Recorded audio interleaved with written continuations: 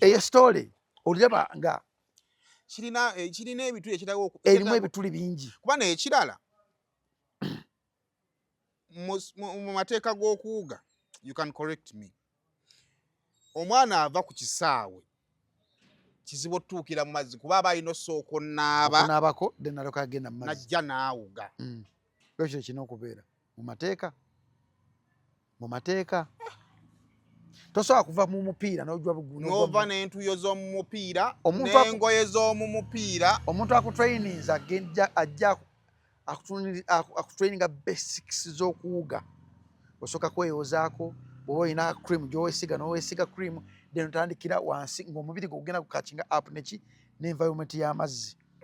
Bw'ogenda n'environment y'amazzi ng'ogenda ogimanyi n'otandika okugenda nga ogenda wakati n'okomawo, ogenda wakati n'okomawo n'okugenda ku deep end. Omuntu agenda ku deep end oba olina experience nga y'amaanyi mu mazzi ng'ogakuguseemu ng'ogamanyi.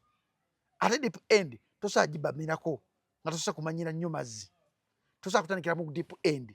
Kakati ekirala ekibuzaabuza wabanga Luke Owesikira alina ka vidiyo lwaki takata nekadda mu public kubanga omusango kati gwafuse gwa public era buli muntu zadde alina omwana ku seeta alina okwebuuza ebibuuzo bingi. Okay, kati ddi lwakatadde kisinziira ku bo ekiyinza obata kikwestioninga.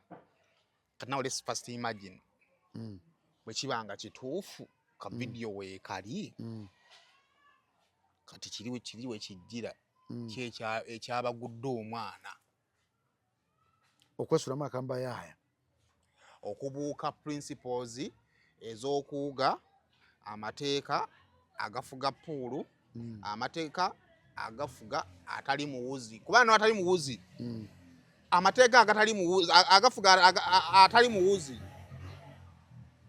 osooka kuteekayo kigere n'olaba ntegedde bulungi ago ga butonde.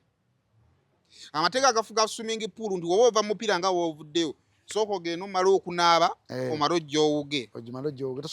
Tosobola kuwugira mu jjaze. Kiki ekimutemba ne kimwerabiza yonna kubanga sisuubira nti poliisi esobola okuvayo n'egamba nti twafunye CCTV footage nga takola ki nga taliiwo. Kyekiri kye naggambye okujja nga kiri beyond nga ffe abantu ekitulaba nga waliwo ekintu ekyenjawulo ekiri ku ssomero eryo ng'ekintu because kisoboka omuntu osobola okubeera nga mugagga naye nga buli mwaka alina okusaddaaka oba buli mwezi ng'alina okusaddaaka. Mu Uganda muno ebintu bingi ebikolebwa ebireeteddwa abantu okubeera nga ki kye bali. Mulimu abasaddaaka nga bakozesa abakazi ng'akwebakako omulundi ogwo takuddira.